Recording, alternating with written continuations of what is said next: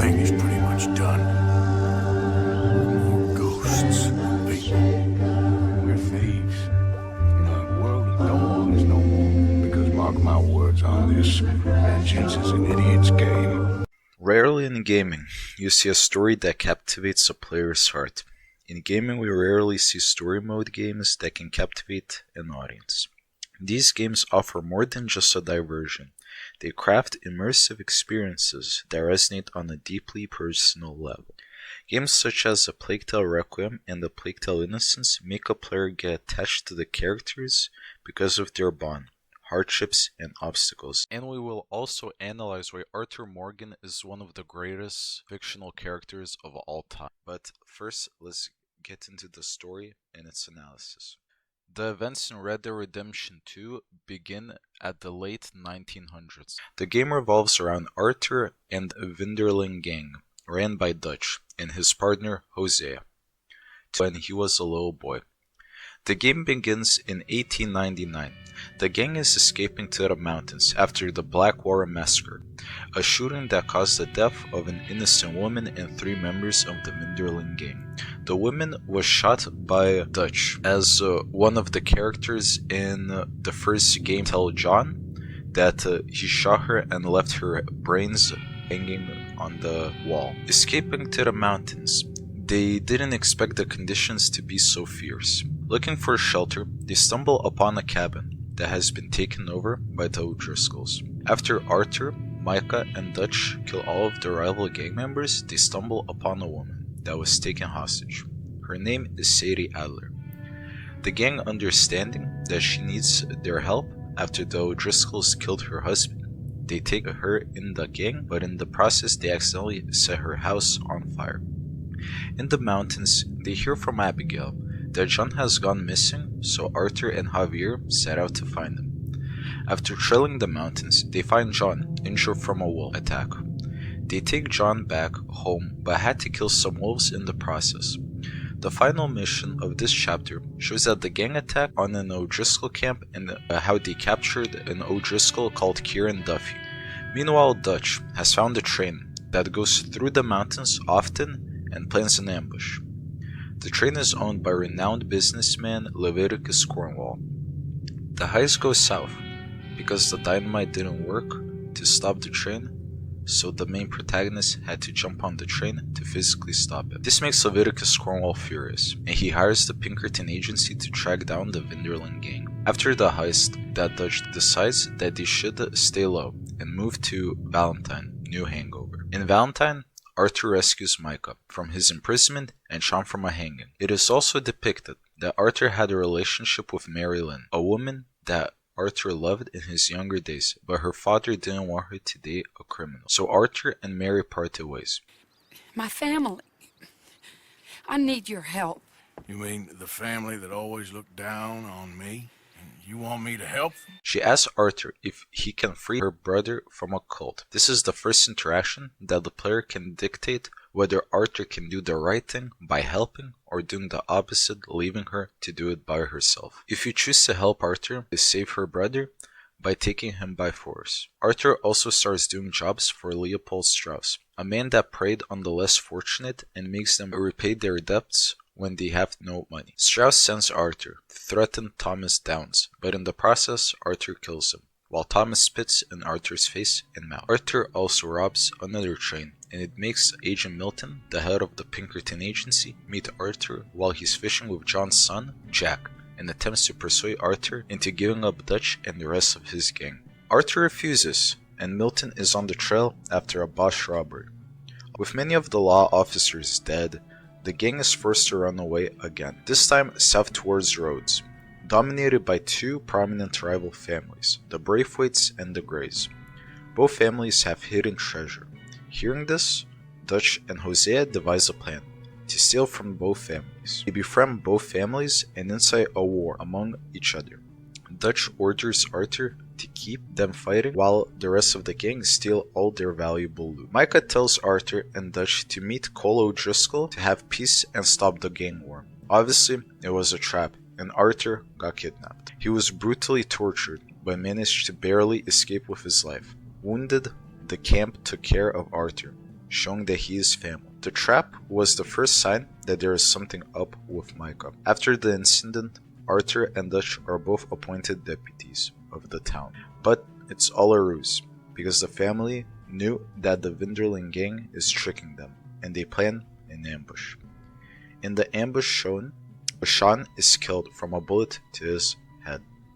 And while Arthur, Micah, and Bill escape, little Jack Marson is kidnapped by the head of the Braithwaite family, Katrin Braithwaite. The gang storm in the manor and kill every Braithwaite and leave Catherine in pain after burning down her mansion. They learn that Jack is captured in a town called Saint Denis by Italiano crime lord Angelo Bronte. Once they reach Saint Denis, they track down Bronte and Jack and negotiate on the release of John's son. Bronte provides a tip on a score to Dutch on a bank in a trolley station. Arthur assists on a casino heist. Meanwhile, Dutch follows Angelo Bronte's tip and robs the trolley station. But it's botched. It was a setup. Escaping from the robbery, Dutch is furious and kills Angelo Bronte, feeding him to an alligator. Arthur sees how Dutch acted and starts to think that Dutch has really changed after the Blackwater massacre. Back at the camp, they see Kieran riding his horse without his head and his eyes taken out. It was a sign of an ambush, and the Vinderling gang barely made it out alive. Arthur also talks to Mary Linton, and she wants him to get together and leave the site. Arthur understands and wants to also leave with Mary, but his loyalty for his gang doesn't let him. He promises that he will come back when everything is over and settle down. I can't lie to you. I'm a wanted man, Mary. If anyone close to me, well, they're wanted too. And I can't have you wrapped up in there. But it's coming to an end. This time it really is. Run away with me, Arthur. Run away right now and don't look back. I want to. More than anything, I want to. But I've got some people I need to take care of. Once they're free, then I'm free. Then I can disappear. But Arthur... If we're gonna run away anywhere, we'd need money. Soon, I'll have some. I know you won't run away. But it's a pretty dream. In the meantime, Dutch and the rest of the gang rob the city's main bank, but we're met by Agent Milton and the Pinkerton Agency. Milton had Hosea captive and showed Dutch that actions have consequences and shot Hosea dead. Escaping to the rooftop, Lenny was also gunned down by two officers. After killing them both, Arthur was the only one that stopped to check up on Lenny, a young kid that was always a friend to Arthur and shared nice memories with him, like the bar mission in Valentine. With the gang barely making out of the heist, Dutch gets an idea, from a painting on the wall to flee by a boat. Sneaking through the police, Arthur, Bill, Javier, and Micah set sail to Cuba with the gold. But tragically, in the middle of the night, the boat sinks because of a heavy storm, and the gang wash away to the occupied island of Guarma, losing all of the gold in the process. Guarma is run by a ruthless dictator named Fassar. He makes his wealth off enslaving the locals in sugar fields. Because of Fassar's brutal and ruthless nature, the island is in a revolution. After the gang barely escaped from Fassar's capture, everybody except for Javier. Dutch and Arthur are taken by a woman to free Javier, but she wants more money. Furious, Dutch kills the woman, and Arthur starts to doubt Dutch.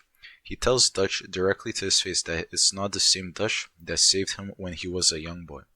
After they free Javier, the gang befriends the locals and help them take back the island. Deciding to break Fassar's hold on the people, they meet a rebel named Hercule. The gang leads the locals on a raid to Fassar's compound and successfully take it over. Ending Fiskar's tyranny, and the gang make their escape back to Saint Denis.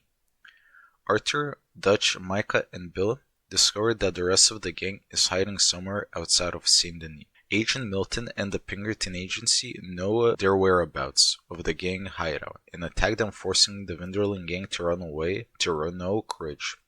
It becomes apparent that Arthur's health is deteriorating. While trying to meet Sadie Adler, Arthur passes out on the streets of Saint Denis. Held by a stranger, he is taken to a doctor that tells him that he contracted tuberculosis. I understand. Here, that do. Sure. Thank you. Now, what's wrong? I mean, what appear to be the symptoms? Well, I think you've heard them. I'm coughing. Is there any blood? Sometimes. Okay, now here. Breathe. Again. Let me see your tongue. Now say ah.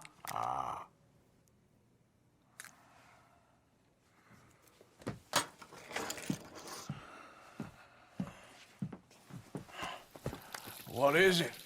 It's not good news. Well, I guess that. You got tuberculosis. Really sorry for you, son. It's a hell of a thing.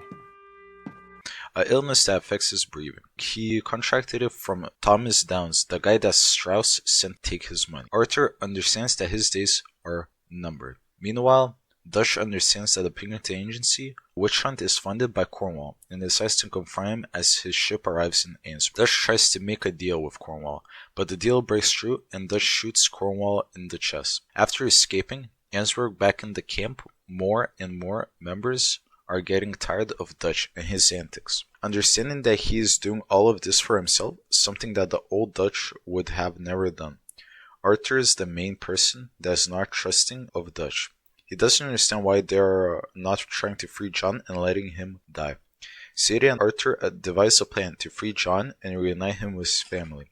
Succeeding, all three come back to the camp. John accuses Dutch of betraying him, while Dutch is mad at Arthur for disobeying him. Meant I hadn't sent for you yet. I win.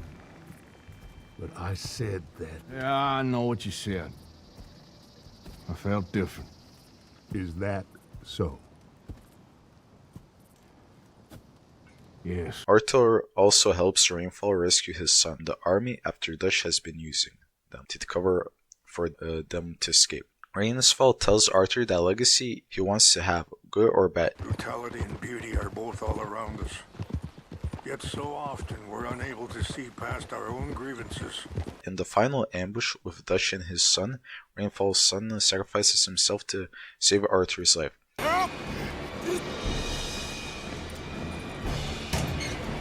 I need help!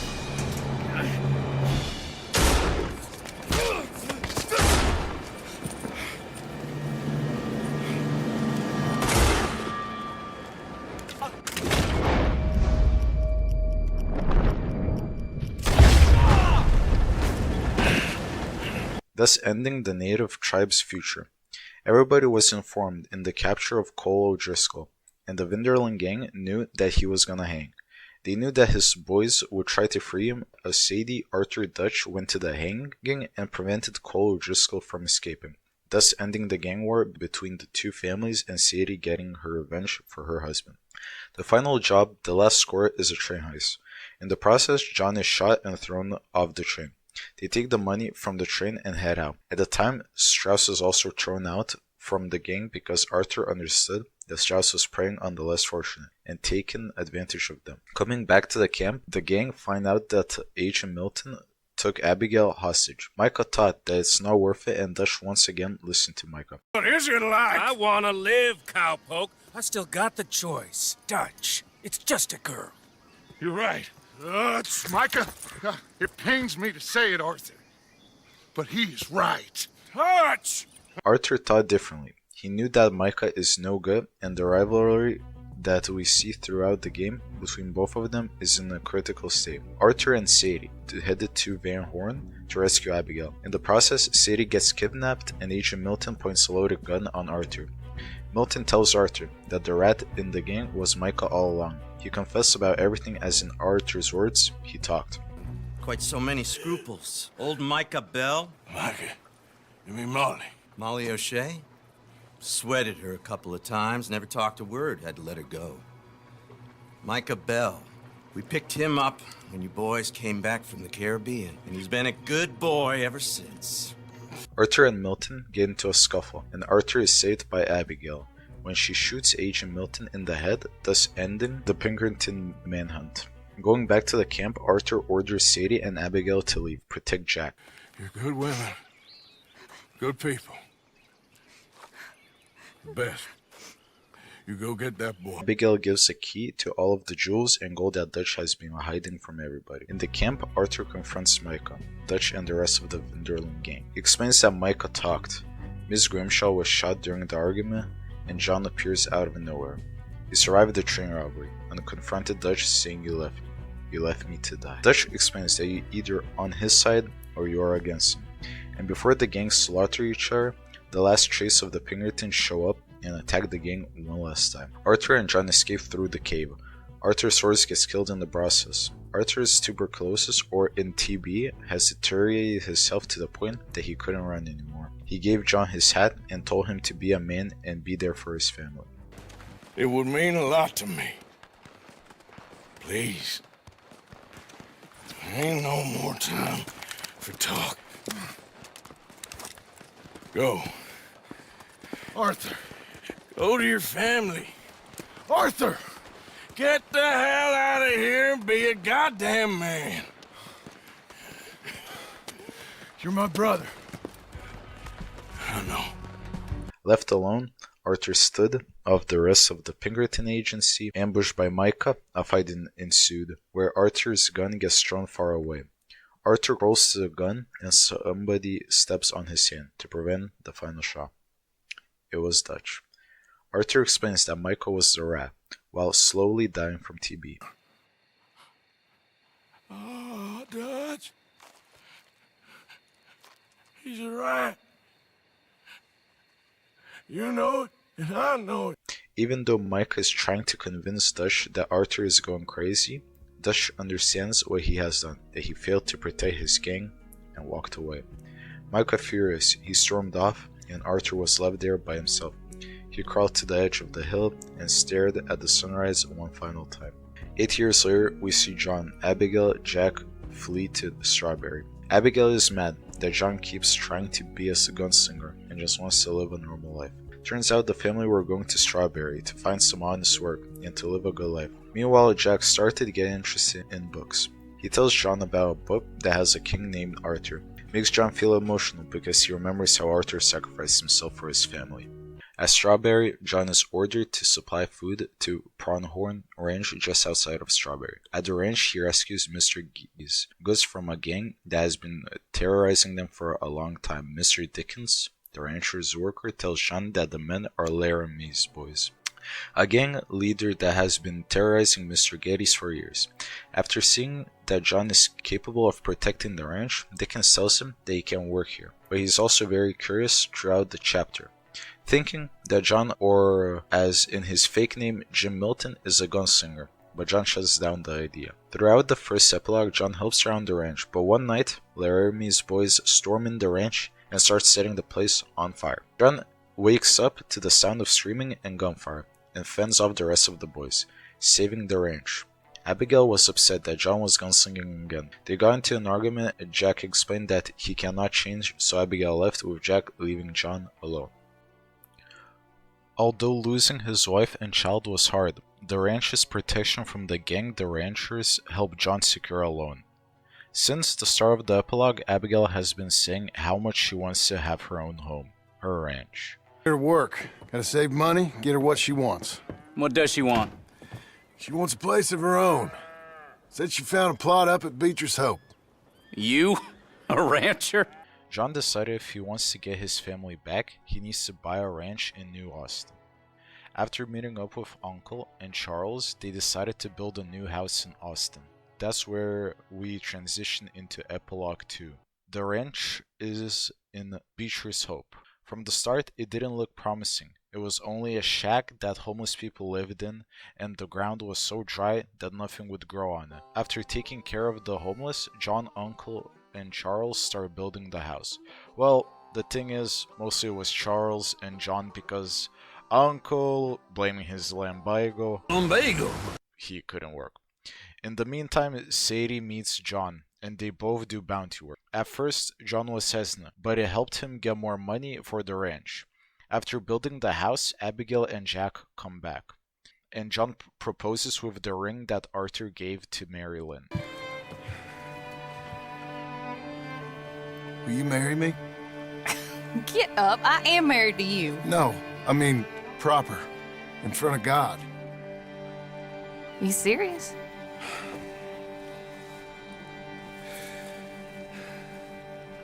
I got this ring. I've had it for a long time. Take it. You serious? It would make me very happy if you would... We've lived a lot of lives.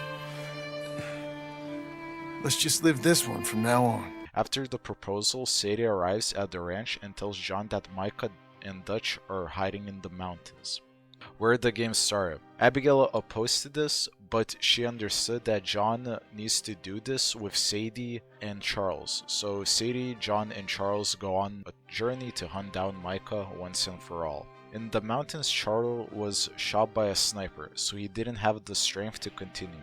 So he rested while the other two were on Micah's trail. After killing one of Micah's henchmen, Sadie is stabbed and John is left alone.